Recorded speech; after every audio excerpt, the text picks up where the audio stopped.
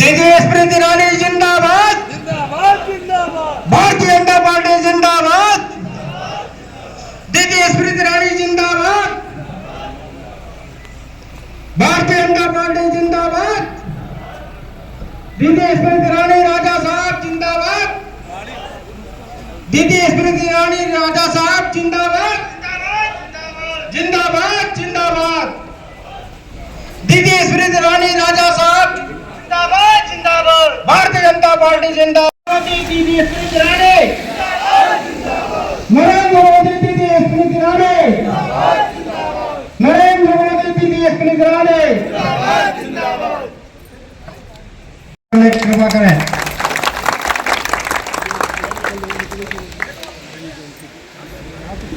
अब मैं अनुरोध करता हूं भारतीय जनता पार्टी के मंडल की आज वेंकटेश्वर जी ने उल्लेख किया रामलला का, राम मंदिर का। अपने आराध्य के प्रति भावना हो ऐसी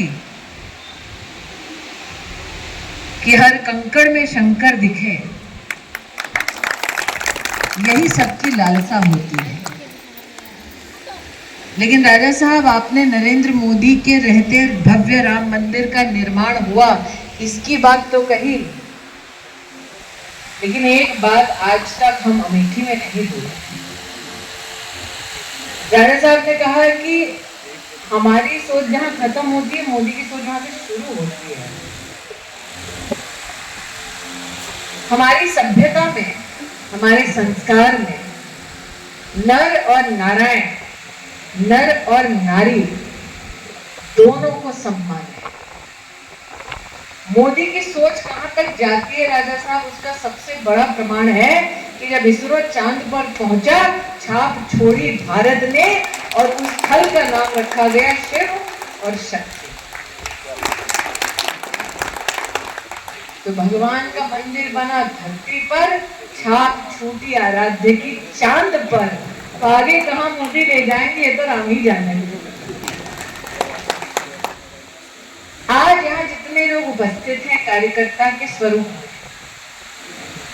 हम जानते हैं कि 26 तारीख के बाद राहुल गांधी क्षेत्र में आएंगे इसी मान्यता के साथ कि हमें जायज में आना है, वोट पाना है, फिर रफू चक्कर होना है। वो इसी के आधार पर आने वाला है। लेकिन प्रश्न ये उठता है कि जब कोरोना की विपदा आई थी, तब क्या डॉक्टर ने इंजेक्शन लगाने से पहले जायज में पूछा था क्या धर्म है तुम्हारा, क्या जाति है? जब कोरोना की विपदा में आए, एक एक माँ, एक एक बहन इस लालसा के साथ कि उसका परिवार का पालन पोषण सुरक्षित हो, एक भी गरीब रात को भूखे पेट ना सोए, बात हुआ था। हर घर में राशन बटा और आज भी बढ़ता है। हमारा तो संस्कार ये है कि किसी के घर का पानी और पेठा भी थोड़ा खा ले तो उस घर का जीवन भर सम्मान करते हैं। आज जो मुफ्त राशन जायज में भी पा रहे हैं, वो क्या अपने ईमान की सौगंध खाकर मोदी को ठुकरा सकते हैं? नहीं। लगाकर, अपनी जान बचाकर मोदी के साथ गद्दारी कर सकते हैं? और बात कही भगवान की, तो मोदी का मैजिक तो ऐसा राजा साहब कि जिस अंसारी साहब ने जिंदगी भर राम मंदिर के विरोध में सुप्रीम कोर्ट में केस लड़ा, जब भव्य राम मंदिर बना तो वो भी सम्मान करते हुए आए। उन्होंने अपना धर्म नहीं छोड़ा, लेकिन हमारे धर्म का सम्मान किया। और राहुल गांधी तो ऐसे कि जब चुनाव होता है उत्तर भारत में तो मंदिर मंदिर जाते हैं, वायनाड जब चुनाव होता है तो हम ही को गिर जाते हैं। हम राजा साहब से कहे हम लोगों को रंग बदलते देखे, राहुल गांधी पहले ऐसे प्राणी हैं जो परिवार बदलते हैं। राहुल गांधी के नेता वायनाड में कहते हैं कि वायनाड से राहुल गांधी इसलिए चुनाव लड़ते हैं क्योंकि वायनाड के लोग ज्यादा वफादार हैं। तो क्या 15 साल जायज वालों ने वफादारी नहीं निभाई थी? जो राहुल गांधी ने वायनाड जाकर जायज वालों को गद्दार कह दिया। तो ये तो जायज को सोचने की जरूरत है कि हम तो हार कर भी नहीं गए, वो तो जीत कर भी लापता थे।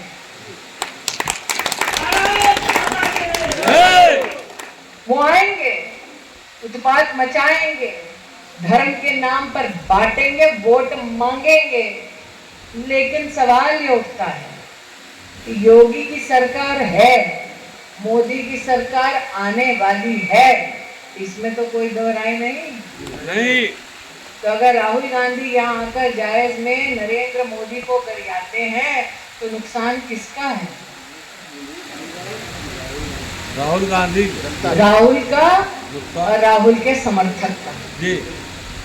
अगर राहुल गांधी जायज आते हैं, योगी को गरियाते हैं, अपमानित करते हैं, तो नुकसान किसका? राहुल का और उसका जो राहुल गांधी का विश्वास करता है। अगर राहुल गांधी जायज आते हैं तो मैं भी पूछना चाहूंगी, वेंकटेश्वर जी आज मेरे हाथ में फहरिस्त है, कह सकती हूँ कि जायज में 735 घर ऐसे हैं जिसमें शौचालय हमने बनवा कर दिए। राहुल गांधी में दम है तो गिनवा दे क्या काम किया। आज अगर सिर्फ जायज में हम देखें, सिर्फ नगर पालिका में वेंकटेश्वर जी, तो 4060 से ज्यादा आवास बनाए, 931 लोगों को ऋण दिया। सही कह रही हूँ? सिर्फ जायज में आज अगर कायाकल्प की दृष्टि से देखें 2,40,00,000 लगभग, उसके भी तो अपने प्राथमिक विद्यालयों में करा ना काम। हाँ, 46 करोड़ का गुरु गोरखनाथ के वहां पे खर्चे, 50 से ज्यादा इंटरलॉकिंग और सड़कों और नाली का निर्माण का कार्य कराया है। सिविल लाइन तो कराया है ना? ओ, ऐसा चल पाएगा क्या? इसलिए तय राहुल गांधी के समर्थकों को करना है, क्योंकि योगी की सरकार है, मोदी की सरकार आ रही, आने वाली है। आ रही। वरना भैया दम होता तो वायनाड से पहले अमेठी चुनाव घोषित करके अपने आप को प्रत्याशी बना। दम नहीं था, इसलिए छिपते छिपाते वायनाड गए और वायनाड पे वोटिंग के बाद यहाँ आए। वो भी जानते हैं हारने आ रहे हैं, लेकिन हारते हारते आग लगाते हैं। ये जायज ही है जो इस बात का साक्षी है कि मैंने आज तक पक्षपात नहीं किया। ये जायज ही है जो इस बात का साक्षी है, जो जनता ने कहा वो मैंने किया, उनका काम भी किया, जिन लोगों ने पिछले चुनाव में मुझे वोट दिए। लेकिन आज सबसे कहते हैं कि हम तो किसी के घर की एक कप चाय पी ले तो जिंदगी भर उस नमक का एहसान अदा करते हैं। किसी के घर का पेठा खा ले, पानी पी ले तो जीवन भर उस परिवार का सम्मान करते हैं। तो जायज को निर्णय करना है, कमल का बटन दबाकर आने वाले 5 साल तक मुफ्त का राशन पाना है, या वायनाड के भगोड़े का समर्थन करना। जायज को निर्णय करना है, कमल का बटन दबाकर आने वाले 5 साल 6,000 रुपया प्रतिवर्ष किसान को बैंक के खाते में पाना है, या जो जीत कर भी लापता था ऐसे व्यक्ति के झांसे में आना है कि 5 लाख रुपए प्रतिवर्ष आरोग्य की सुविधा मोदी से पानी है, या जो आरोग्य के नाम पर, मेडिकल कॉलेज के नाम पर मुंशीगंज में सरकार की जमीन खा गए, ऐसे लोगों का समर्थन। निर्णय जायज को करना है, क्योंकि अमेठी तो निर्णय कर चुकी। अमेठी ने तैयारी की है, इस बार अमेठी है तैयार, फिर एक बार अमेठी की तैयारी हो हिसाब से लड़ने आ रहे हैं वेंकटेश्वर जी। मैं तो औरत जा तो चल हो जाए,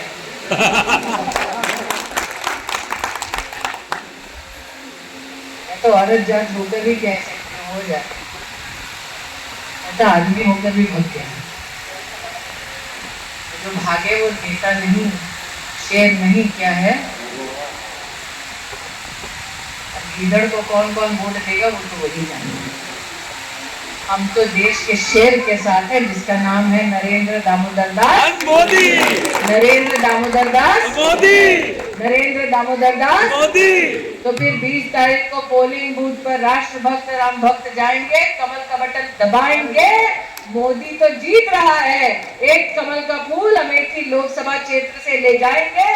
बोलो भारत माता की जय।